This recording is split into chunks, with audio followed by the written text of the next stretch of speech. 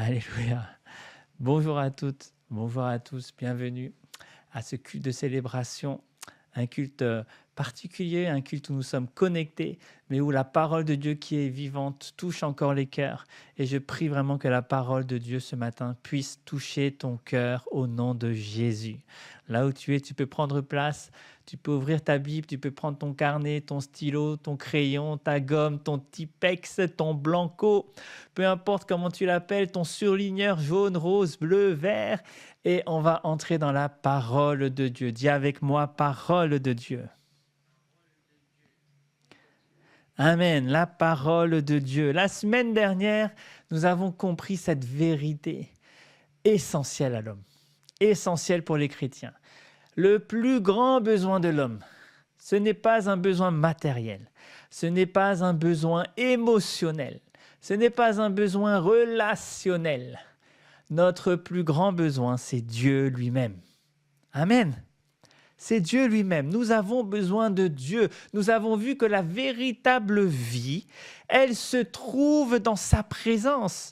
La présence de Dieu. Là où est Dieu, là est la vie. Que la paix ne se trouve qu'en Jésus-Christ. C'est ce que nous avons vu. Et que la prière la plus puissante, c'est pas Seigneur, donne-moi ça, donne-moi ceci, donne-moi l'argent, donne-moi le mariage, donne-moi la santé. Non, la prière la plus puissante, c'est Seigneur, donne-moi toi. Je veux Dieu. Dieu, donne-moi Dieu. Car lorsque Dieu nous donne Dieu, c'est-à-dire lorsqu'il nous donne son esprit, le Saint-Esprit, il est en train de se donner lui-même. Amen. Il est en train de se donner lui-même. Et lorsque nous recevons le Saint-Esprit, nous recevons tout un package. J'avais dit que c'était un package. Lorsque tu reçois Dieu, il y a tout un package qui vient. Il y a tout un colis qui vient avec. Il n'y a pas juste une seule chose, il n'y a pas juste une seule personne. Hein? C'est comme le Père Noël. Le Père Noël, il vient toujours avec des cadeaux. Mais là, on ne parle pas de Père Noël. Là, on parle du Saint-Esprit. Avec des cadeaux encore meilleurs que ceux du Père Noël. Avec des dons, des grâces. On reçoit la sagesse, la force, la stabilité, la direction, la paix, la joie. Tout ce qui accompagne le Saint-Esprit, c'est Dieu lui-même. Et c'est ce que nous recevons et c'est ce que tu reçois au nom puissant de Jésus-Christ. Donne-moi un bon amen. On avait vu que l'Esprit seul le Saint-Esprit, connaît la pensée de Dieu et qu'il nous aide dans notre faiblesse pour nos prières, dans nos prières. Pour qu'une prière, elle soit efficace, bien aimé, il faut que cette prière soit conduite par l'Esprit. Mais il y a une vérité que tu dois connaître parce que en quoi consiste réellement la prière? Quand tu penses, la prière, ça consiste en quoi exactement? Qu'est-ce qu'on doit avoir comme révélation pour bien prier? Quelle est la compréhension qui transforme notre prière religieuse en prière efficace? Ce matin, on va entrer dans la révélation à connaître pour bien prier. The révélation. Dis avec moi, the révélation, avec un Z. The révélation. The révélation à connaître. Et le titre de mon message, c'est la révélation qui change ta manière de prier. Je vais t'enseigner the révélation. Tu dois avoir cette révélation-là lorsque tu pries pour bien prier. La première chose avant de te donner cette révélation, c'est que tu dois faire attention à ce que tu cherches dans ta prière. Savais-tu que l'on peut prier sans chercher Dieu? On peut prier, mais on ne cherche pas Dieu. On peut parler beaucoup. On peut formuler des phrases spirituelles. On peut même citer des versets par cœur dans nos prières. On peut multiplier les mots, avoir de belles formulations toutes faites dans nos prières. Et pourtant, on ne cherche pas Dieu. Eh oui, ça arrive. Prier peut rester une activité juste intellectuelle, juste de notre bouche, juste un dialogue avec nous-mêmes en vérité. Mais lorsque tu cherches réellement Dieu, cela va engager ton cœur. Lorsque tu cherches réellement, ton cœur, il est engagé dans ce que tu cherches. Dieu ne regarde pas d'abord à tes paroles. Dieu regarde à la direction de ton cœur. Dieu sonde ton cœur. Alors que nous sommes impressionnés par les belles paroles qui sortent de notre bouche. Mais Dieu, il regarde au cœur, il ne regarde pas ce qui frappe les yeux de l'homme. C'est d'ailleurs pour la raison pour laquelle toi qui regardes les belles paroles qui sortent de la bouche des personnes qui prient, c'est la raison pour laquelle quand on te demande de prier, toi, tu refuses de prier parce que tu dis que tu ne sais pas prier. Parce que tu te compares avec la personne qui a de belles paroles. Tu te compares avec la personne qui prie et qui arrive à couler dans la prière, qui arrive à avoir de belles paroles toutes faites, qui parle bien le français, qui arrive à avoir des bons sujets de prière. Alors toi, quand on te demande de prier, tu refuses. Tu dis non, moi je ne sais pas prier, je passe mon tour. Hein. Ça parle à quelqu'un? Dis-moi, ça parle à quelqu'un? Tu n'oses pas prier en public parce que tu ne te sens pas capable de prier comme le pasteur ou comme le modérateur. Tu es impressionné par les belles paroles de celui qui prêche, de celui qui prie, mais Dieu, lui, il ne regarde pas aux paroles, il regarde au cœur. L'état de ton cœur, c'est le socle d'une prière efficace. Ce que tu cherches révèle ce vers quoi ton cœur tend. La parole de Dieu dit dans Matthieu chapitre 6, verset 21, Matthieu chapitre 6, verset 21, « Car là où est ton trésor, là aussi sera ton cœur. » Donne-moi un bon amen. Ce que tu cherches dans ton cœur révèle ce que ton âme soupire. Ce que tu cherches révèle ce à quoi ton âme soupire en secret. Alors tu dois faire attention à ce que tu cherches. Que ce soit pas... Que tu ne recherches pas des choses, que tu ne recherches pas tes propres désirs lorsque tu pries. Mais ce que tu cherches, il faut que ce soit Dieu. La Bible ne te dit pas de chercher la guérison. Elle ne te dit pas de chercher la délivrance. Mais elle te dit de chercher le Dieu qui guérit ou encore le Dieu qui te délivre. Matthieu chapitre 6, versets 31 à 33. Matthieu 6, versets 31 à 33 nous dit: Ne vous inquiétez donc point et ne dites pas que mangerons-nous, que boirons-nous, de quoi serons-nous vêtus, car toutes ces choses, ce sont les païens qui les recherchent. Votre Père céleste sait que vous en avez besoin. Cherchez premièrement le royaume et la justice de Dieu, et toutes ces choses vous seront données par-dessus. Amen. Jésus, il est clair là. Il est en train de dire que ce sont les païens qui recherchent ces choses. Votre Père, lui, sait déjà que vous en avez besoin. C'est pourquoi cherchez d'abord le royaume. C'est ce qu'il est en train de dire, Jésus. Il est en train de dire que lorsque tu cherches des choses terrestres, lorsque tu fais des prières où ton cœur cherche tes besoins, tes désirs, ta propre volonté, en vérité, tu ressembles à un païen. Tu ne diffères en rien d'un païen parce que ce sont les païens qui recherchent ces choses. Tu dois prendre conscience que notre Père sait déjà ce que nous avons besoin. C'est pourquoi nous devons chercher d'abord le royaume de Dieu. La vérité, c'est que ce pourquoi tu t'inquiètes, et je sais que tu t'inquiètes. Ne me regarde pas comme ça, je sais que tu t'inquiètes. La vérité, c'est que ce pourquoi tu t'inquiètes, c'est souvent ce que tu es réellement en train de chercher. Ton inquiétude vient de ton cœur. L'inquiétude révèle ce que ton cœur recherche. Il révèle la quête de ton cœur. L'inquiétude révèle ce que tu recherches au plus profond de toi. Là où tu es inquiet, c'est là qu'est fixé ton regard. Si ton cœur est absorbé par le mariage, par le travail, par un besoin bien précis, par une situation bien précise, cela devient ton centre de gravité spirituelle. C'est ton centre de gravité. Tout tourne autour de ce problème. Tout tourne autour de ce que ton cœur cherche. Ça devient ce qu'on appelle ton feu intérieur. Parce que le désir que tu as, du mariage, du travail, ou peu importe, ce qui t'inquiète, le désir allume un feu. Ce que tu désires allume un feu. Tout désir que tu as allume un feu. Soit un feu de Dieu pour Dieu, soit un feu étranger. Je répète, tout désir, un désir, ça allume un feu. Et si tu désires Dieu, ça va allumer un feu de Dieu, pour Dieu. Mais si tu désires autre chose, c'est ce qui s'appelle un feu étranger. Tous les feux dans ton cœur ne sont pas forcément le feu de Dieu. Il existe des feux qu'on appelle des feux étrangers. Amen.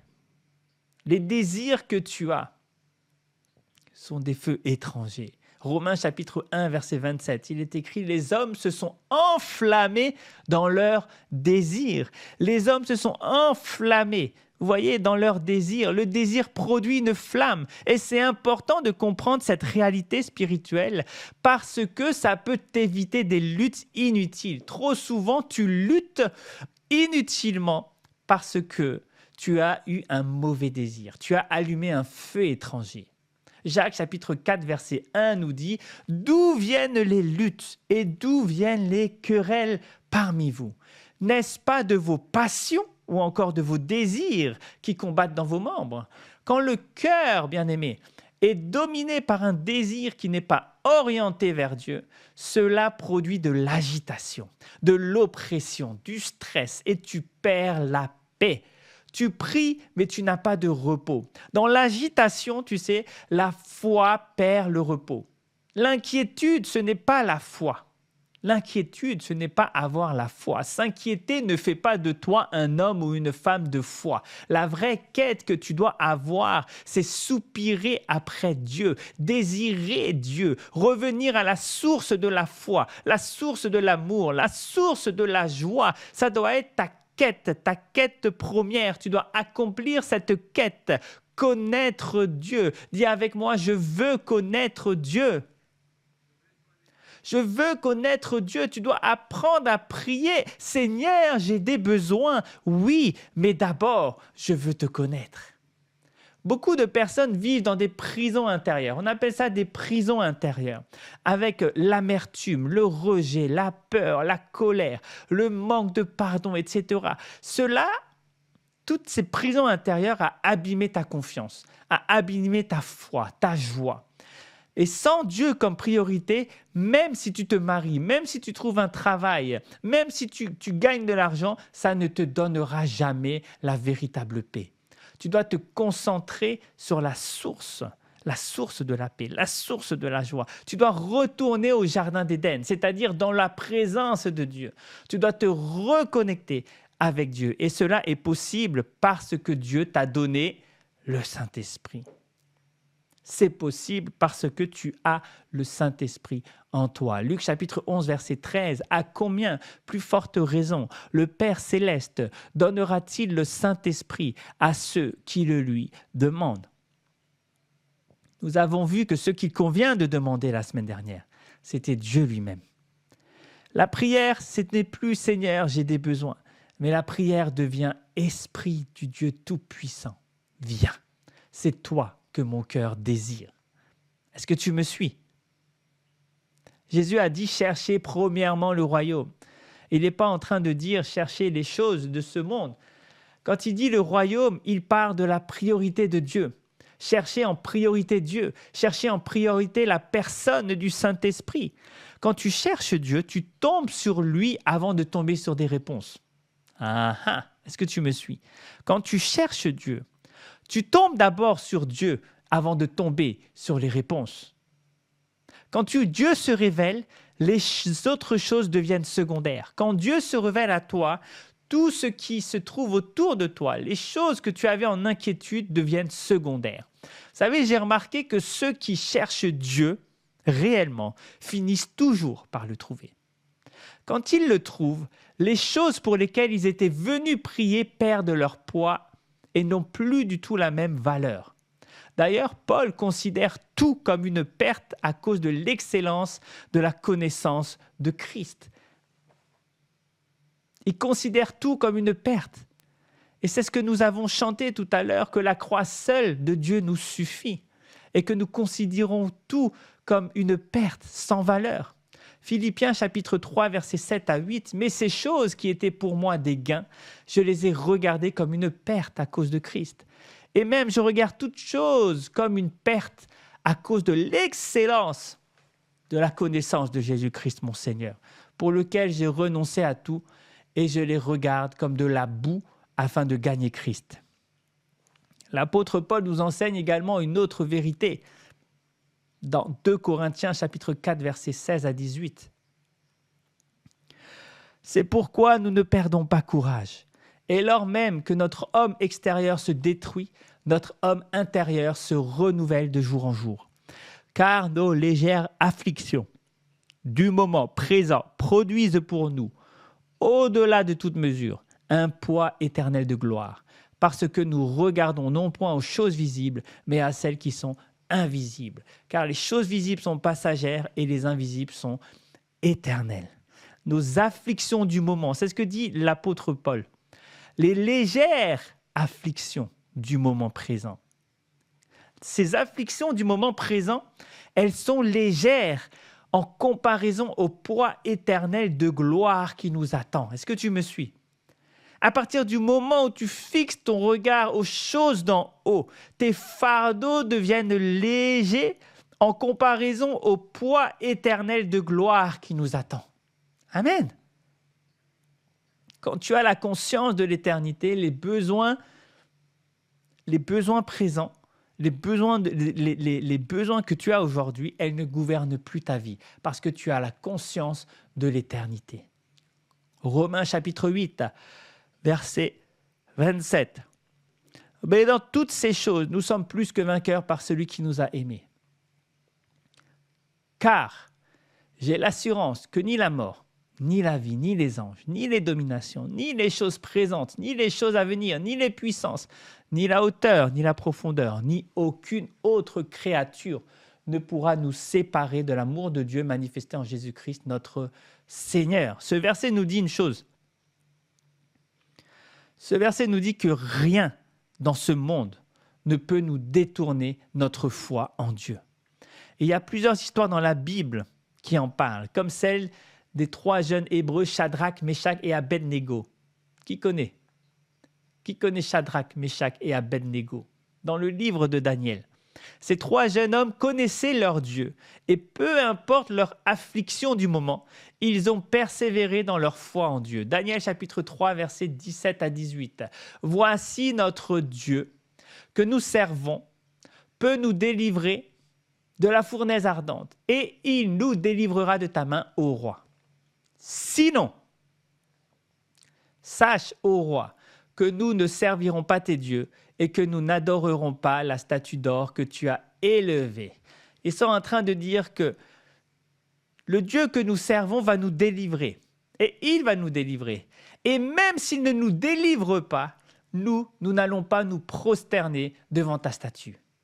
La vérité, c'est que quand tu rencontres Dieu, tu n'es plus déçu, plus frustré des situations qui se trouvent autour de toi. La révélation de sa gloire dépasse les frustrations que tu peux avoir dans ton cœur. La déception, elle révèle souvent qu'on a prié sans chercher Dieu, jusqu'à le trouver. Souvent, on prie, on cherche un peu Dieu, mais on ne le trouve pas et on s'arrête là, on ne persévère pas. Alors, on devient déçu. Et je vais te donner maintenant cette révélation-là que tu dois avoir pour ne pas être déçu, pour que ta prière devienne efficace. The révélation qui va t'aider à trouver Dieu lorsque tu cherches Dieu. Et la révélation, elle se trouve dans la prière que Jésus a enseignée aux disciples, qu'on appelle le Notre Père. Est-ce que tu connais cette prière? La prière du Notre Père. Jésus a enseigné aux disciples le Notre Père. La vie de prière de Jésus, c'était son secret. La vie de prière, en général, c'est le secret de la vie spirituelle. Tout ce qui sortait de Jésus venait de sa vie de prière. Les paroles de sagesse, d'inspiration, la force, le courage, la foi, le réma, la direction de Dieu, la direction divine, l'autorité, la puissance venaient de ces temps de prière. Quand il n'y a pas de prière solide, il n'y a pas de puissance, bien-aimé. L'absence de prière te rend vulnérable face à la tentation. Et si tu as du mal à prier, et je sais que tu as du mal à prier, connecte-toi tous les mardis à 22h sur notre chaîne YouTube avec le programme Let's Pray. Amen. Et si tu n'as pas de mal à prier, tu dis non, moi je ne vais pas me connecter, je n'ai pas de problème pour prier. Eh bien, si tu n'as pas de mal à prier, dans ce cas, je te laisse conduire la prière tous les vendredis soirs à 22 heures sur Zoom. Au nom de Jésus, on se retrouve. Amen. Alors, révélation. La révélation du Notre Père, elle se trouve justement dans les premiers mots de cette prière, Notre Père, qui sont Notre Père qui est aux cieux. C'est ça la révélation que tu dois connaître, que tu dois avoir conscience. La prière, elle commence par Dieu.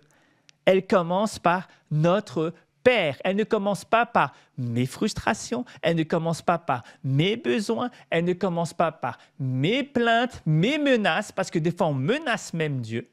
La Bible elle-même, elle commence par au commencement, Dieu.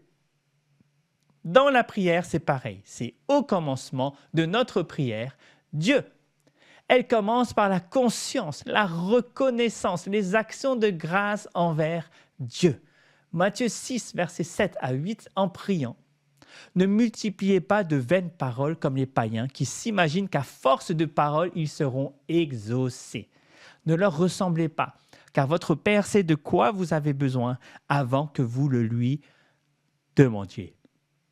Ce n'est pas, bien aimé, la quantité de mots qui compte. Ce n'est pas non plus la durée qui compte. C'est la conscience que Dieu est notre Père. Quand tu as la conscience que Dieu est notre Père, tu as la révélation qui va changer ta prière. Matthieu chapitre 6, verset 9 nous dit « Voici donc comment vous devez prier. Notre Père qui es aux cieux, que ton nom soit sanctifié. » Jésus dit « notre Père ». Ça signifie que dans ta prière, tu n'es pas seul. Dans ta prière, tu n'es pas isolé. Tu appartiens à une famille, à un corps. La prière, c'est pas quelque chose d'individualiste en vérité. C'est une prière qui est communautaire. Même en digital, tu appartiens à une église locale, tu appartiens à un corps, tu appartiens à l'église avec un petit E et tu appartiens à l'église avec un grand E. Alors quand nous disons notre Père, nous sommes en train de dire Seigneur, tu es mon Père, oui, mais tu es le Père d'une multitude d'enfants qui te prient. Et je fais partie de ces enfants qui te prient. Notre Père, c'est notre Père. Et Père signifie la source, une source d'amour, une source de paix, une source de joie, une source de foi.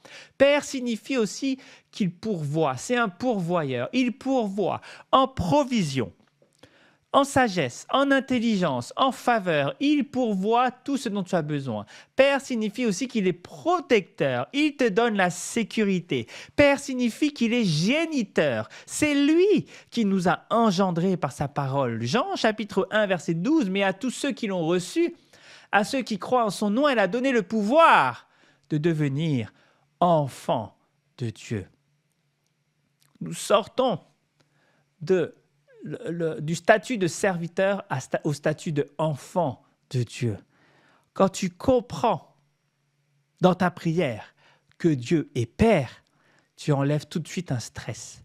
Tu enlèves tout de suite l'inquiétude. Parce qu'un enfant, quand il s'adresse à son Père, il ne récite pas un discours, il ne récite pas une poésie qu'il a appris par cœur pour parler à son Père. Il vient chez son Père et il lui parle simplement. Hébreux chapitre 4, verset 16 nous dit « Approchons-nous donc avec assurance du trône de la grâce. » On s'approche de Dieu avec confiance. Dieu ne te rejette pas, sache-le. Lorsque tu t'approches de Dieu dans ta prière, Dieu ne te rejette pas parce qu'il est ton Père. Dieu ne t'humilie pas, même si tu as péché. Psaume chapitre 35, verset 27, « Qu'ils aient de l'allégresse et de la joie, ceux qui prennent plaisir à mon innocence, et que sans cesse ils disent « Exalté soit l'Éternel, qui veut la paix de son serviteur. » L'Éternel qui veut la paix de son serviteur. Il ne prend pas plaisir à ta maladie. Tu es peut-être malade, mais sache que Dieu ne prend pas plaisir à ta maladie. Il ne prend pas plaisir à ta pauvreté. Il est ton Père. Et dans la prière, on ne commence pas par « Seigneur, je suis malade. Seigneur, je suis pauvre. Seigneur, j'ai besoin d'un conjoint. Seigneur, j'ai besoin d'une voiture. » On commence par « Père, merci. Merci. La prière commence toujours par l'action de grâce, par l'honneur, par la révérence. Éphésiens chapitre 5, verset 19. Entretenez-vous par des psaumes, par des hymnes, par des cantiques spirituels, chantant et célébrant de tout votre cœur les louanges du Seigneur. Amen. Les psaumes, les hymnes, les cantiques spirituels, elles vont prolonger la prière. Le chant va imprimer la parole dans l'esprit. C'est pourquoi tu dois chanter dans tes prières. Oui, toi qui pries et qui ne chantes pas. Tu dois chanter dans tes prières, même si tu chantes comme une casserole. Tu dois chanter dans tes prières. Parce que tu vas t'entretenir par des psaumes, des hymnes, des cantiques spirituels, chantant et célébrant de tout ton cœur les louanges du Seigneur. Hébreux chapitre 10, verset 22, « Approchons-nous avec un cœur sincère dans la plénitude de la foi. » Et Hébreux 11, verset 6, « Sans la foi, il est impossible de lui être agréable. » Sans la foi, il est impossible d'être agréable à Dieu. S'approcher de Dieu, s'approcher de notre Père exige de croire que Dieu existe, que Dieu est notre Père et qu'il récompense. Il rémunère. Dans l'Ancien Testament, le peuple n'avait pas la révélation du Père. Il ne savait pas que Dieu était un Père. Les croyants l'appelaient Elohim ou encore Yahweh. Ce sont des noms attribués à Dieu. Ou encore il appelait Adonai qui signifie Seigneur. Mais ce n'est que dans le Nouveau Testament que tout est rassemblé dans un seul nom, Jésus-Christ, qui a révélé Dieu en tant que notre Père. Jésus-Christ est le révélateur du Père. C'est lui qui a révélé le Père. C'est pourquoi il est écrit dans Actes chapitre 4, verset 12, « Il n'y a de salut en aucun autre nom. » Et Jean 16, 23, « Ce que vous demanderez au Père en mon nom. » Vous voyez, on s'adresse au Père, on demande au Père, au nom de Jésus. Dieu est ton Père et tu dois demander tes prières au nom de Jésus. Et je vais clore sur ça, c'est que Jésus est venu nous donner la révélation qui nous libère. C'est que Dieu n'est pas un Dieu qui est distant. Dieu n'est pas un Dieu qui est froid. Dieu n'est pas un Dieu qui est inaccessible, bien-aimé. Dieu est avant tout Père. Pas juste Père en théorie, mais il est notre Père. Il est ton Père. Dieu est en train de te dire, tu entends cette voix qui te dit « Je suis ton Père ». Dieu est en train de te dire qu'il est ton Père. Jean chapitre 17, verset 26, « Je leur ai fait connaître ton nom et je leur ferai connaître afin que l'amour dont tu m'as aimé soit en eux et que je sois en eux. » Quel que soit ton problème touche le cœur du Père. Il ne prend pas plaisir à ta souffrance. Il n'est pas en train de faire la fête quand il te voit écrasé, humilié. Non, il ne se réjouit pas de ta douleur. Ton bien-être, c'est sa volonté. Parce que tu n'es pas un numéro 1, numéro 2, numéro 3. Non, tu es son enfant. Alors je ne viens plus à Dieu avec inquiétude. Je ne commence plus ma prière par ma mauvaise nouvelle. Seigneur, j'ai perdu mon travail. Non. Seigneur, je te rends grâce. On commence par la reconnaissance, par foi, par action de grâce. C'est ça le commencement de la prière. Parce qu'un enfant n'a pas besoin de convaincre son père. Il a juste besoin de s'approcher du Père. Est-ce que tu me suis? Si tu n'as pas cette révélation, si tu ne sais pas que Dieu est ton Père, tes prières vont manquer de puissance. Parce que tu prieras comme un étranger au lieu de prier comme un fils, comme une fille. Dieu est un Père, il est notre Père. Et j'achève ce message avec cette instruction que Dieu nous donne.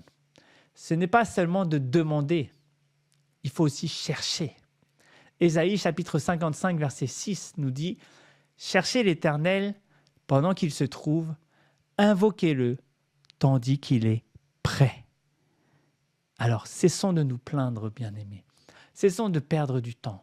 Cessons d'être des enfants gâtés qui ne font que réclamer. Cherchons Dieu maintenant. Commençons à chercher Dieu. Cherchons-le jusqu'à le trouver. Et que Dieu nous accorde cette révélation de notre fondation que Dieu est notre Père. On doit prier comme un fils et non comme des étrangers. Seigneur, merci pour cette révélation. Merci Seigneur, car tu nous as révélé comment prier. Tu nous prends conscience, Seigneur, tu nous fais prendre conscience que tu n'es pas un Dieu lointain, mais que tu es notre Père. Alors désormais, lorsque je te prierai, je te considérerai comme mon véritable Père qui est dans les cieux. Que ton nom soit sanctifié, Seigneur, au nom puissant de Jésus. Amen.